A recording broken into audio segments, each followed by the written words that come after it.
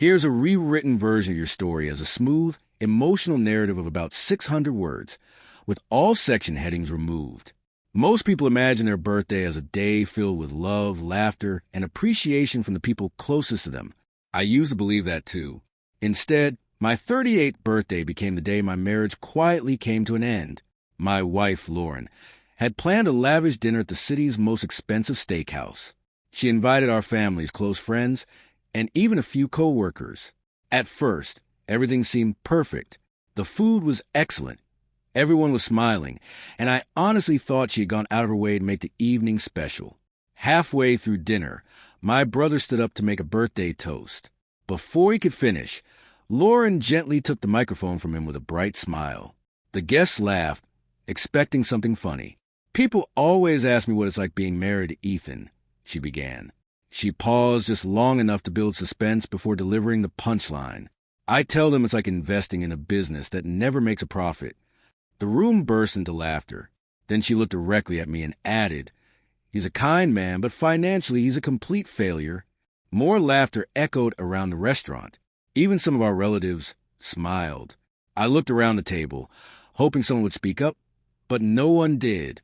Lauren leaned toward me and whispered, "Relax. It's only a joke." I forced a smile and quietly replied, "You're right." She thought I had accepted the humiliation. What she didn't realize was that those would be the last words she ever used to mock me as my wife. For years, Lauren believed she earned far more money than I did. I never corrected her. Long before we married, I had helped launch a software company and quietly kept a 35% ownership stake. Instead of taking large payouts, I allowed the business to reinvest its profits and grow. I lived modestly because I believed real wealth was built through patience, not appearances. Lauren never understood that mindset.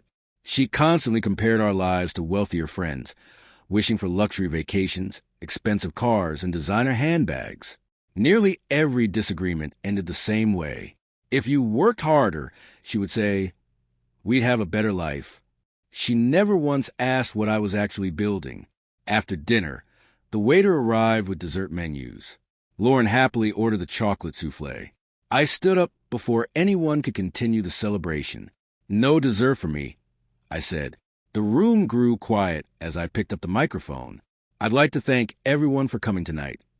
I began calmly, and I'd especially like to thank Lauren for reminding me that respect is worth far more than appearances. Then I reached into my jacket pocket and placed a plain envelope beside her dinner plate. She opened it. Her smile disappeared instantly.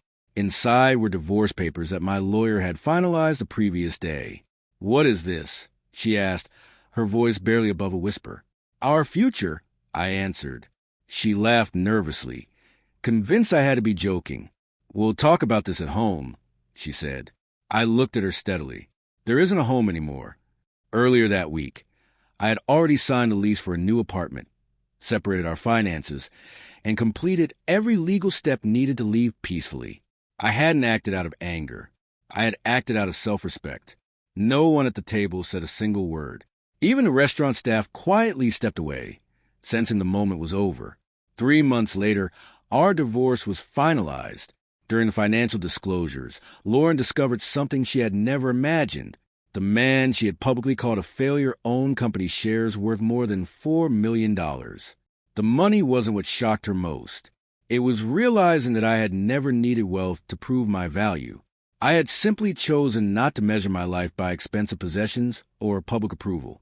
A mutual friend later told me she deeply regretted everything.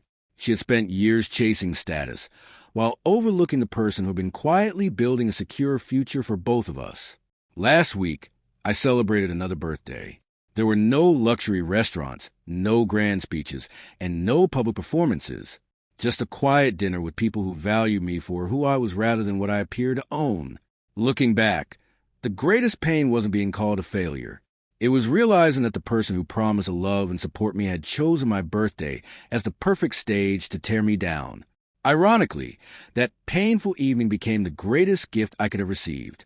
It gave me the courage to walk away from a relationship built on appearances and reminded me that true worth never depends on someone else's opinion. If you'd like, I can also expand this into a 1,200 word or 2,000 word YouTube storytelling version with stronger emotional pacing and higher audience retention.